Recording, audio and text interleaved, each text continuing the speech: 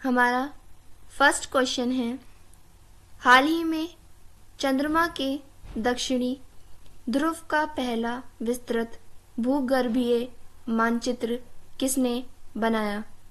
हमारे ऑप्शन है ए चीन, बी यूएसए, सी जापान या डी भारत। इसका हमारा ऑप्शन नंबर डी सही है, यानी कि हमारे देश भारत ने हाल ही में चांद का भूगर्भीय मानचित्र बनाया है। भारत की स्पेस एजेंसी इसरो ने जो है चंद्रयान 3 को लॉन्च किया था और चंद्रयान 3 के द्वारा ही चंद्रमा का दक्षिण ध्रुव का पहला विस्तृत मानचित्र भी बनाया गया है। चंद्रयान 3 चंद्रमा के दक्षिणी ध्रुव का पहला मानचित्र बनाया है। चंद्रयान 3 पहला मिशन है जो कि चांद के दक्षिणी ध्रुव पर सफलतापूर्वक लैंडिंग की थी और चंद्रयान 3 को हमारी भारतीय स्पेस एजेंसी इसरो ने लॉन्च किया था। चंद्रयान 3 द्वारा इस बनाए हुए मानचित्र में चंद्रमा के दक्षिणी ध्रुव पर स्थित क्रेटर स्थलाकृति को दर्शाया गया है। क्रेटर यानी कि गड्ढे, स्थलाकृति यानी कि पहाड़ जैसी आकृतियों के मानचित्र को जो है चंद्रयान 3 ने हाल ही में इसका मानचित्र बनाया। चंद्रयान 3 को इसरो ने लॉन्च किया था।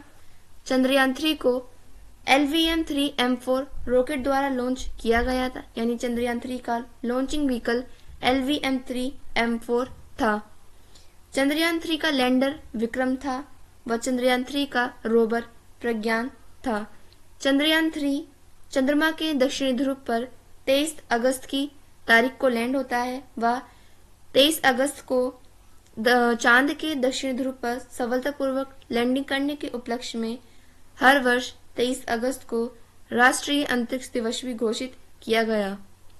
चंद्रयान 3 ने जिस बिंदु पर लैंडिंग की थी उस बिंदु का नाम शिव शक्ति बिंदु है।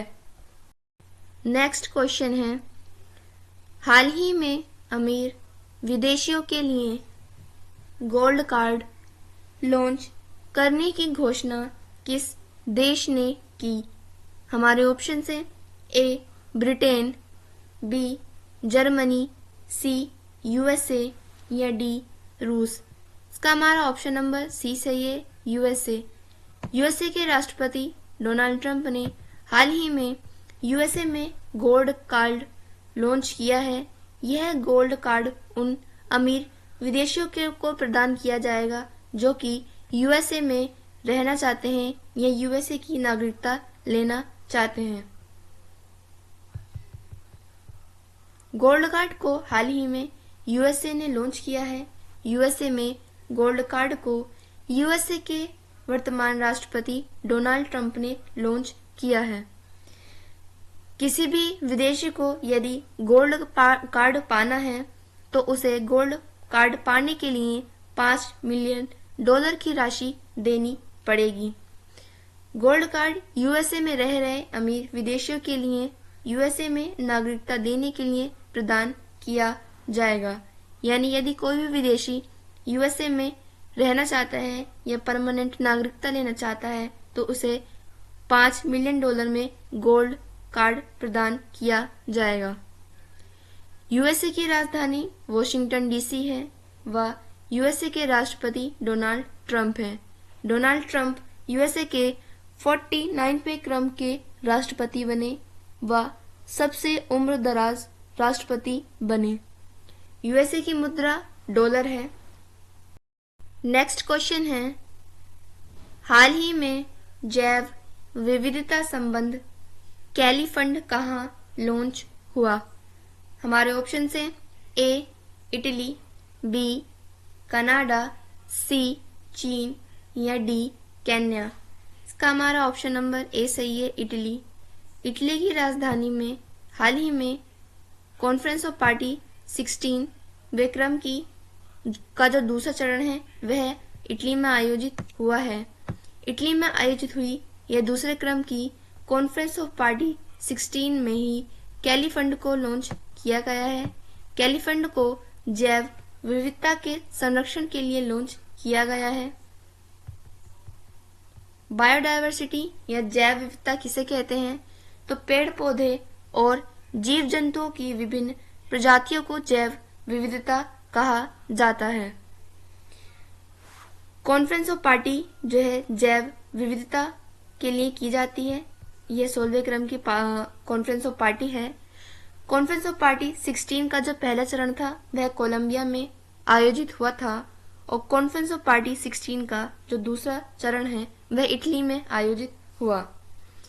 इटली में आयोजित हुई इस कॉन्फ्रेंस ऑफ पार्टी में ही जो है कैलीफंड जो कि जैव विविधता बैठक में जैव विविधता के लिए लॉन्च हुआ फंड है। इटली की राजधानी रोम में जो है कॉन्फ्रेंस ऑफ पार्टी 16 को होस्ट किया गया। कॉन्फ्रेंस ऑफ पार्टी 16 का दूसरा चरण जो है यह FAO मुख्यालय में लॉन्च किया गया। FAO मुख्यालय हमारा फूड एंड एग्रीकल्चर ऑर्गेनाइजेशन है। FAO की स्थापना 16 अक्टूबर 1945 को की गई थी और हाल ही में FAO के मुख्यालय में ही कॉन्फ्रेंस ऑफ पार्टी 16 का दूसरा चरण पूरा हुआ जिसमें कैलीफंड को लॉन्च किया गया। कैलीफंड में जो है निजी कंपनियों से फंड लिया जाएगा। नेक्स्ट क्वेश्चन है, हाल ही में चर्चा में रहे रोबोटिक मून लैंडर एथेना को किसने लॉन्च करने की घोषणा की? हमारे ऑप्शन हैं A Virgin Galactic, B Agnikul Cosmos, B C intuitive machine या D आई स्पेस। इसका हमारा ऑप्शन नंबर सी सही है, इंट्यूटिव मशीन। इंट्यूटिव मशीन पहली निजी कंपनी है जिसने चांद पर अपना लैंड किया और हाल ही में जो है इंट्यूटिव मशीन ने एक और अन्य लैंडर जिसका नाम एथेना है इसको लॉन्च करने की घोषणा की है। एथेना एक रोबोटिक मून लैंडर है। इंट्यूटिव मशीन कंपनी यह USA की कंपनी है। इंट्यूटिव मशीन चांद पर लैंड करने वाली पहली निजी कंपनी है।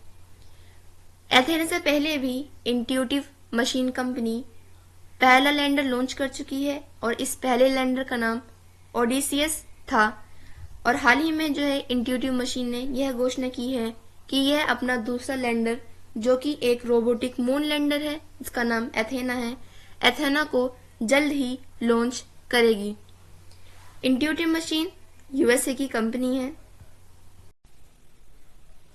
नेक्स्ट क्वेश्चन है, हाल ही में उपराष्ट्रपति धनखड़ ने पहले संयुक्त मेगा न्योकुम-युलो समारोह का उद्घाटन कहाँ किया?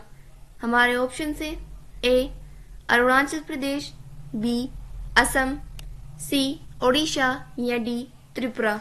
इसका हमारा ऑप्शन नंबर A सही है, अरुणाचल प्रदेश। हाल ही में अरुणाचल प्रदेश में मेगा न्योकुम-युलो समारोह का उद्घाटन किया गया। मेगा न्योकुम-युलो समारोह का उद्घाटन हमारे उपराष्ट्रपति जगदीप धनखड़ जी ने किया। मेगा न्योकुम-युलो समारोह को जो है हाल ही में हमारे उपराष्ट्रपति जगदीप धनखड़ ने शुरू किया है। जगदीप धनखड़ ने मेगा न्योकुम-युलो समारोह को अरुणाचल प्रदेश में शुरू किया। अरुणाचल प्रदेश में मेगा न्योकुम-युलो समारोह को नीशी जनजाति द्वारा आयोजित किया जाता है।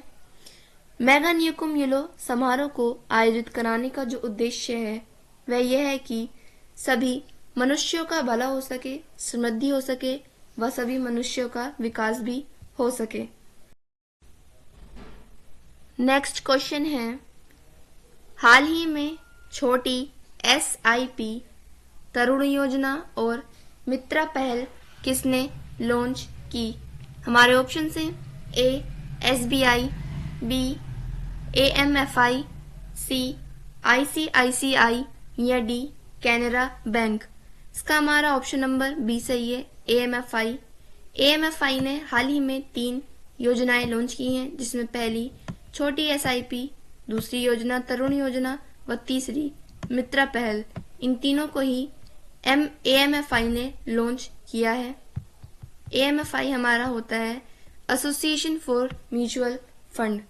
एसोसिएशन फॉर म्यूचुअल फंड्स ने हाल ही में 3 योजनाएं लॉन्च की हैं, जिसमें पहली छोटी एसआईपी, दूसरी तरुण योजना व तीसरी मित्रा पहल योजनाएं हैं। इन तीनों ही योजनाओं को एएमएफआई द्वारा लॉन्च करने का उद्देश्य है कि वित्तीय समावेशन को बढ़ावा दिया जाए। एएमएफआई द्वारा लॉन्च की गई छोटी एसआईपी योजना में आप 250 रुपए तक का निवेश कर सकते हैं, यानी कि छोटी एसआईपी यानी कि छोटे स्तर पर ही आप धन का निवेश कर सकते हैं। दूसरी योजना तरुण योजना। तरुण योजना के अंतर्गत हम सभी को स्कूली पाठ्यक्रम में वित्तीय साक्षरता जोड़ने का अवसर प्रदान किया जाएगा। तीसरी पहल मित्रा पहल। मित्रा पहल में जो भी भूले हुए फंड हैं उनका निस्तारण किया जाएगा। यदि कोई अपना फंड फंड में इन्वेस्ट करके भूल चुका है तो उसके फंड को उस तक वापस पहुंचाना व उसकी जांच करना यह मित्रा पहल में किया जाएगा। नेक्स्ट क्वेश्चन है, हाल ही में 7 लाख ओलिव रिडले कछुओं के अंडों के कारण चर्चा में रहा ऋषिकुल्या बीच कहाँ स्थित है? हमारे ऑप्शन हैं ए ओडिशा, बी आंध्र प्रदेश, सी कर्नाटक या डी तमिलनाडु। इसका हमारा ऑप्शन नंबर ए सही है, ओडिशा। ओडिशा में स्थित ऋषिकुल्या बीच पर हाल ही में मॉनसून बदलने के कारण ओलिव रिडले नामक कछुए ऋषिकुल्या बीच पर आए हैं। ऋषिकुल्या बीच पर इन ओलिव रिडले कछुओं का आने का जो उद्देश्य है वह यह है कि यह अपने अनुकूलता के हिसाब से अंडे दे सकें या प्रजनन कर सकें। ऋषिकुल्या बीच पर इन कछुओं की संख्या लगभग 7 लाख के करीब पाई गई है। ऋषिकुल्या बीच ओडिशा राज्य में स्थित बीच है। इस बीच पर लगभग 7 लाख ओलिव रिडले नामक कछुए ऋषिकुल्या बीच पर पाए गए हैं। ऋषिकुल्या बीच पर इन ओलिव रिडले कछुओं के आने का जो मकसद है वह यह है कि यह इस बीच पर मौसम की अनुकूलता के हिसाब से अपने अंडे दे सकें, प्रजनन की क्रिया कर सकें। अंडे देना या प्रजनन की क्रिया को अरिवाडा कहते हैं। ऋषिकुल्या बीच गहीरमाथा और भीतरकनिका राष्ट्रीय उद्यान के ही पास है और गहीरमाथा और भीतरकनिका राष्ट्रीय उद्यान ये दोनों ही जगह यह ओलिव रिडले कछुओं के लिए फेमस जगहें हैं। नेक्स्ट क्वेश्चन है, हाल ही में अंतर्राष्ट्रीय बुकर 2025 सूची में शामिल लघु कहानी संग्रह हार्टलैम्प का संबंध किस भाषा से है? हमारे ऑप्शन हैं ए बंगाली, बी मलयालम, सी कन्नड़ या डी तेलुगु। इसका हमारा ऑप्शन नंबर सी सही है, कन्नड़। कन्नड़ भाषा में लिखी हार्टलैम्प एक लघु कहानी संग्रह है।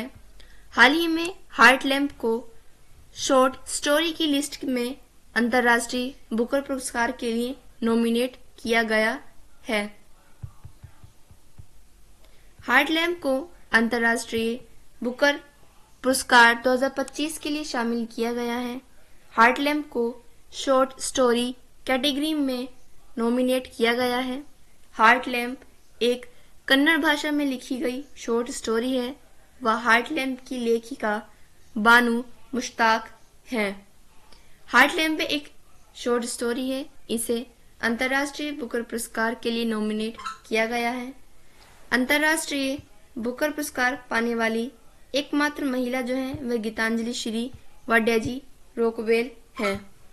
गीतांजलि श्री को उनके उपन्यास रेत की समाधि के लिए अंतर्राष्ट्रीय बुकर पुरस्कार से सम्मानित किया गया था। नेक्स्ट क्वेश्चन है, हाल ही में वर्ष 2025 महाराष्ट्र ओपन पुरुष एकल का खिताब जीतने वाले दलीबोर स्वरसिन्हा का संबंध किस देश से है? हमारे ऑप्शन हैं ए आइसलैंड, बी डेनमार्क, सी स्विट्जरलैंड या डी चेक गणराज्य। इसका हमारा ऑप्शन नंबर डी सही है, चेक गणराज्य। चेक गणराज्य के रहने वाले हाल ही में दलीबोर, जिनका नाम दलीबोर स्वरसिन्हा है, इन्होंने महाराष्ट्र ओपन 2025 में पुरुष एकल का खिताब अपने नाम किया। महाराष्ट्र ओपन 2025 में पुरुष एकल विजेता का खिताब जो है दलीबोर स्वरसिन्हा ने अपने नाम किया। महाराष्ट्र ओपन यह टेनिस का होने वाला खिताब है। दलीबोर स्वरसिन्हा चेक गणराज्य के रहने वाले हैं। चेक गणराज्य की राजधानी प्रोग है। महाराष्ट्र ओपन में पुरुष एकल विजेता दलीबोर स्वरसिन्हा को इनकी जीत पर 1.6 लाख डॉलर की राशि प्रदान की जाएगी। वहीं महाराष्ट्र 25 में युगल विजेता जो है वह जीवन व विजय सुंदर हैं।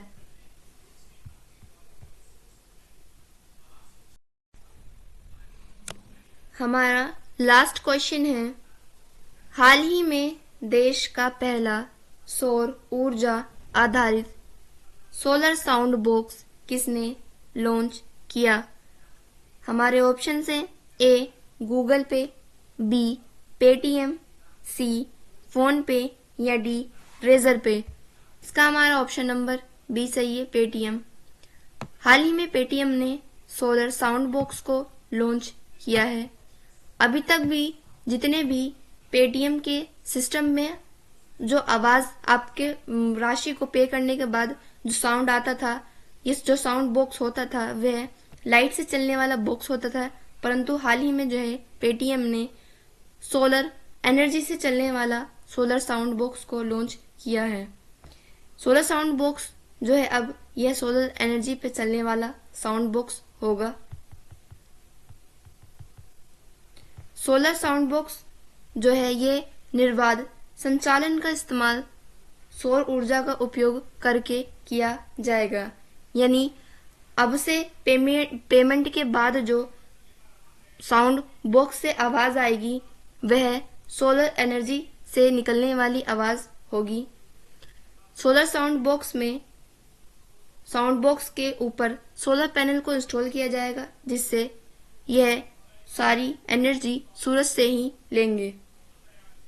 ऊर्जा जो है सोलर पैनल से ऊर्जा प्राप्त की जाएगी और हाल ही में जो है इसको पेटीएम ने लॉन्च किया है। स्टूडेंट्स, ये क्लास हम यही खत्म करते हैं। नेक्स्ट क्लास में हम करंट अफेयर्स से बनने वाले और भी क्वेश्चंस को पढ़ेंगे।